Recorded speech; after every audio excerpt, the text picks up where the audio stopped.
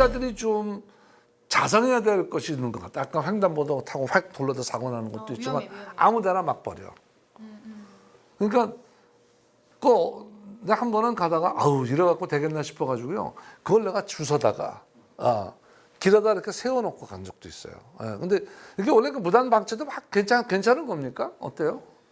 이제 사실 괜찮지는 않고요. 괜찮지 않고 일부 지자체 같은 경우에는 그런 것들을 수거해서 이제 업체에서 벌금을 내야지만 그걸 다시 회수해 갈 수 있도록 그렇게 조치하는 지자체들이 있고 그렇게 무단 방치하는 거는 사실 안 됩니다. 하지만 이제 정확히 반납지가 어디여야 한다라는 규정이 지금 없어서 이거는 법의 사각지대에 아직은 놓여 있는 상황이고요.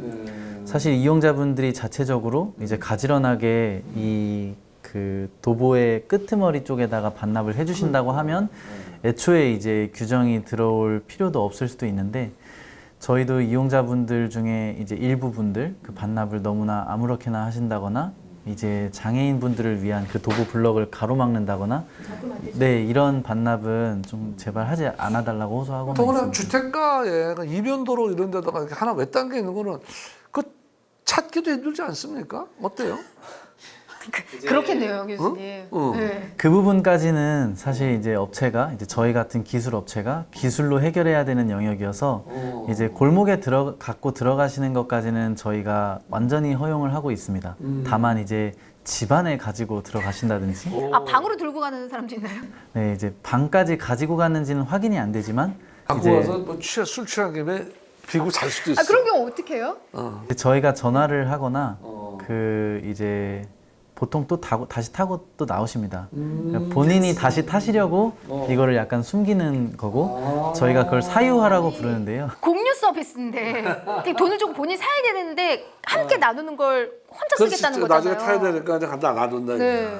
교수님 어때요? 근데 환경적인 부분에서는 굉장히 지금 좋은 상황 아니에요? 이렇게 피해 같은 경우에는? 뭐 어떤 면에서 보면 이제 아까 말씀드린 대로 프리 플로팅이라는 방식 자체가 어떻게 보면 이용자한테 라스트 마일의 서비스를 도와주는 방식이거든요. 그런 말은 내가 가장 내리기 좋은 곳까지 서비스를 해주는 게 맞긴 하죠. 근데 내가 가장 마지막에 내리기 좋은 서비스에 내릴 때 그거를 그냥 던져놓고 내리는 것이 아니라 혹은 내가 다음에 이용하기 위해서 뭐 실제로 저도 얘기를 들었는데 뭐 나무 위에 올려놓는 사람도 있고요. 자기 타려고? 내일 이어서 타려고? 교실에 들고 들어오는 사람도 있다고 합니다. 그래서 이런 서비스들을 좀 이런 거를 못하게 할 수 있도록 하는 방안은 좀 필요할 것 같고 더불어 이제 아까 말씀드린 대로 일반 이용자와 함께 하는 서비스이다 보니까 좀 다른 보행자들에게 피해가 되지 않는 그런 문화나 혹은 필요하다면 역시나 제도가 만들어져야 될 거라고 그래 생각합니다. 어쨌든 그 안전에 대한 제도, 또 보험에 대한 것들, 법규에 대한 거, 교통문화정책 등등, 또 우리가 이용하는 사람들도 있겠지만은, 그 앞으로 이제 이거 우리가 과제될 미래의 그런 과제예요. 이걸 하나씩 풀어가야 되는데, 이게 무슨 새로운 정책 방향도 좀 생겨야 되겠고, 또 필요한 건 기술적으로도 좀 풀어가야 되겠고, 그래서 앞으로 우리가 얘기하는 개인교통수단 또 소소의 교통수단의 앞으로의 정책 과제와 미래의 기술 네. 한번 저희들이 짚어보겠습니다.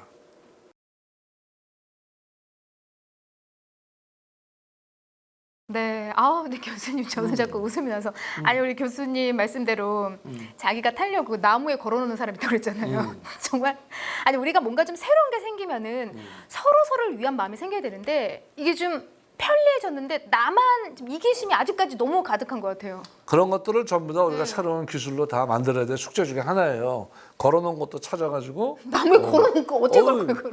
거기다 프로펠러를 윙 날아서 지가 쫙 계속 올 수 있게 한다든가 네. 걸어놓으면 이 킥보드에서 한마디 할 수 있게 한다든가 좋게 말할 때 내려놔. 이런 교수님이 것들. 걸어놓을 것 같은 스타일. 나? 네, 아니에요? 나는 아직은 안 타니까. 네. 그래서 앞으로 우리 정책 과제와 미래 기술을 첫 번째 항목입니다. 네, 분석 단위의 결정이라고 나와 있어요. 네, 분석 단위의 결정. 자, 김동기 교수. 1번이 조금 제목이 좀 어렵죠. 예, 어렵고 이게 저도 딱딱한데요. 예. 뭐 이거를 들으시고 보시는 분들 중에도 이제 창업을 하고 계신 분도 있고 또 연구하시는 분도 있다 보니까 좀 중요한 이슈라서 좀 어렵지만 키워드를 이렇게 잡아봤습니다. 이제 우리가 교통이라고 하면 우리 교화해모신 이단비 MC님 보면 이제 교통이라는 거는 우리가 그냥 가는 게 아니라 어떤 목적을 가지고 가잖아요. 밥을 먹으러 가기도 하고 그리고 애인을 회사를 만나러 가고. 그렇죠. 애인을 만나러 가기도 하고 그런 목적을 가지고 가다 보니까 우리가 사람들이 얼마나 갈지를 알려면 그 지역에 어떤 특징이 있는지에 대한 자료들을 가지고 있어야 됩니다. 그러다 보니까 인구라든가 자동차라든가 아니면 회사라든가 이런 것들에 대한 자료들을 가지고 우리가 일반적으로 분석을 합니다. 근데 그렇게 하려면 행정구역 단위의 데이터들을 주로 우리가 모아서 분석을 하게 되죠. 근데 이 퍼스널 모빌리티 같은 경우는 이동하는 거리가 짧아요. 그러다 보니까 한 구역 내에서 한 구역으로 이동을 하다 보니까 자료를 분석하는데 단위가 동단위, 구단위 이런 걸로 하기에는 좀 어려움이 있죠. 그러다 보니까 세부적으로 좀 디테일한 공간적, 시간적인 분석이 필요한데 이것들을 또 개별 위치 정보라든가 이런 단위로 분석을 하자니 데이터가 너무 많아지는 거죠. 따라서 우리가 하고자 하는 연구나 분석의 목적에 따라서 경로를 분석할지 아니면 수요를 예측을 할지 이런 거에 따라서 분석 단위들을 좀 합리적으로 결정하는 부분이 아주 중요한 그래요. 기본적인 연구가 될 이게 거라고 이제 사실은 생각해요. 두 번째 문제 수요 예측과 동시에 연결이 되는 거죠.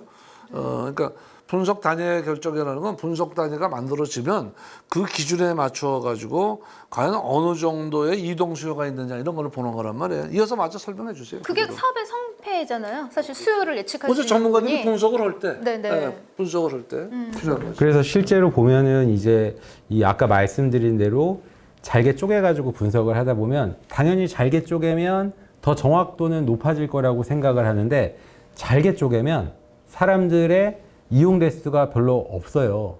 그러면은 아주 단순하게 우리가 어떤 값들을 봤는데 00001, 0001 뭐 이렇게 나왔다면 다음에는 0이 나올 거라고 사람들은 생각하잖아요. 그러다 보니까 예측이 잘 안 되는 경우들이 있습니다. 그래서 그런 것들의 문제들을 해결을 하려면 너무 작게 해도 안 되고 또 너무 크게 해도 안 되는 그 적정한 범위를 결정하는 부분이 아주 중요한 이슈 중에 하나인 것 같아요. 그래서 분석 단위와 수요 예측은 불가분의 관계에 맞아요. 있는 거고 또 이것이 우리가 얘기하는 조사한 기본적인 자료를 기준으로 예측을 하는 거기 때문에 자료가 충분해야 돼. 그럼 자료가 짜게 놓다면 엄청나게 많은 자료가 나올 수 있어요.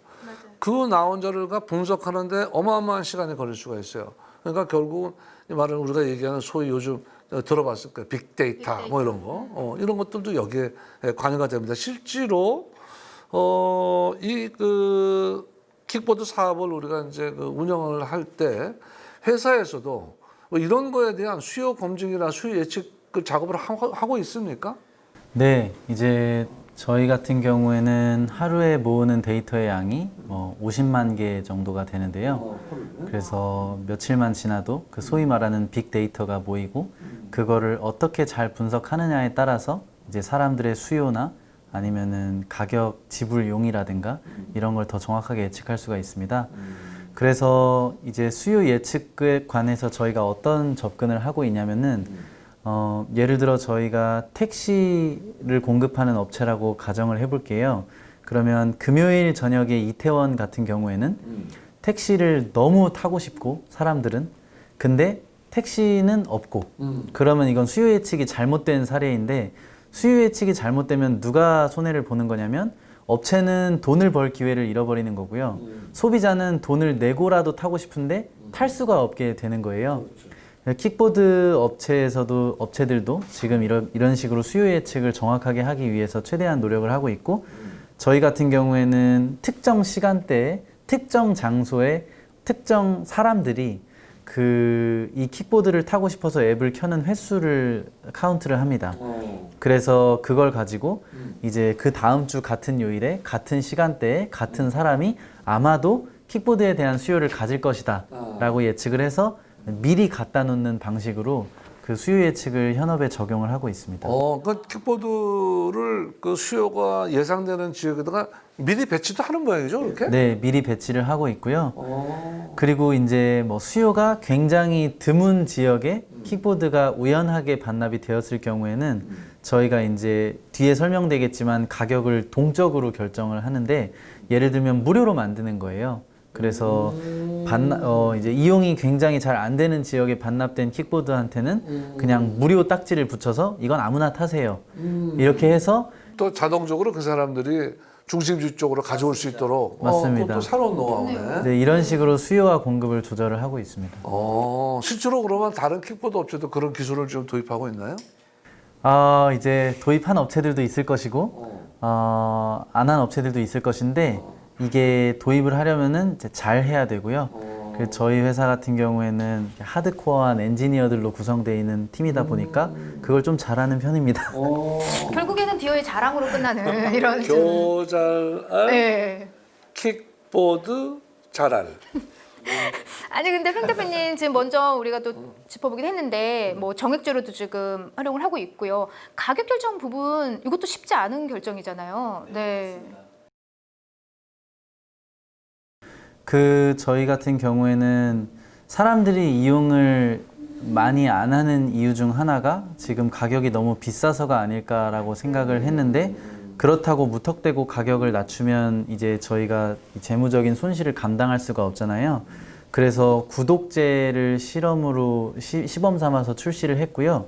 저희가 발견하게 된 것은 구독제를 판매했을 때 그것을 이 구독제를 가입한 구독자가 충분히 많이 이용을 해줘야만 그 구독자도 이용료가 감소하지만 저희도 본전을 건질 수가 있거든요.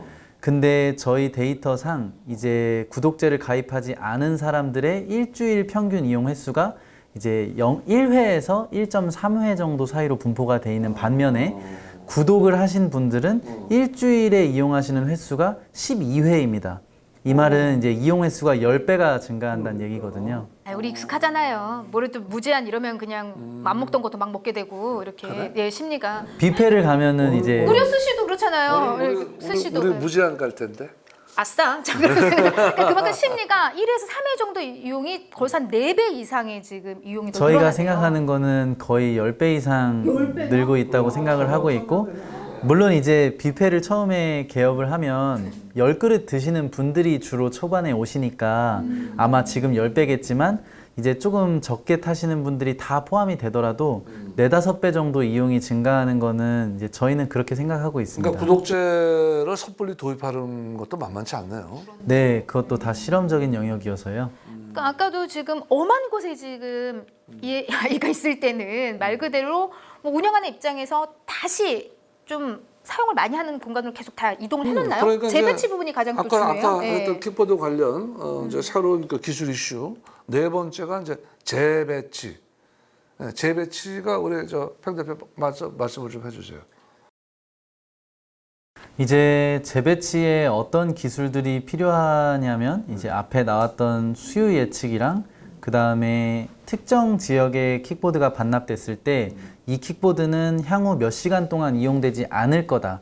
저희가 그거를 유휴 시간이라고도 표현을 하고 이제 미이용 시간이라고도 표현을 하는데 결국에는 그 시간을 정확하게 예측을 해야만 어디로 가서 회수해 올지가 나오는 거거든요. 그래서 가만히 둬도 1시간만 있으면 다시 이용될 지역에 반납된 킥보드는 회수할 필요가 없는 거고요. 만약에 어느 곳은 한 번 반납이 되면 다음 날까지 이용이 안 되는 지역이다 라고 하면 저희가 이제 즉각 출동을 해서 다시 그 재배치 활동을 해야 되는 건데요. 그거를 더 잘하기 위해서는 이제 아까 전에 말씀드렸던 수요 예측이나 그 데이터 분석이 좀 잘 돼야 되는 게 하나가 있고요. 더 장기적으로 5년, 10년 후를 내다본다고 하면은 이제 이 킥보드 업계에도 자율주행 기술이 도입이 돼서 스스로 조금 모이고 또 스스로 큰 길가로 나와주고 이런 자율주행, 무인 주행이 되는 킥보드가 이제 5년, 10년 후에는 상용화 될 거로 예측이 됩니다. 5년 안에 가능해요? 그럼 킥보드 지들이 막 돌아다니는 거예요, 막 이렇게? 사람 많은 곳으로 이동, 자기들 출동해가지고 이동했고? 조금만. 나 지금 좀 무서운데? 어? 막 지들끼리 이동했고 막 이런 게? 거기다가 이렇게 거적되게 씌워놓으면 움직이는 유령이 되는 거죠. 아니 근데 어떻게 해요? 직원들이 직접 다 이렇게 이동을 시키나요? 재배치할 때 어때요? 현재는 이제 사람의 힘으로 그걸 모아서 하고 이제 있고요. 모아서 수거해가지고 갖다 놓고 이렇게. 직원들 힘들겠다. 그러니까. 야 누가 여기다가 갖다 놨어 이러고 다시 또 재배치 막 이렇게. 예. 근데 이제 나무에다가 매달아놓은 건 더 힘든 거지. 누가 여기다 매달아놨어 이러고 재배치 이렇게. 쉽지 않네요.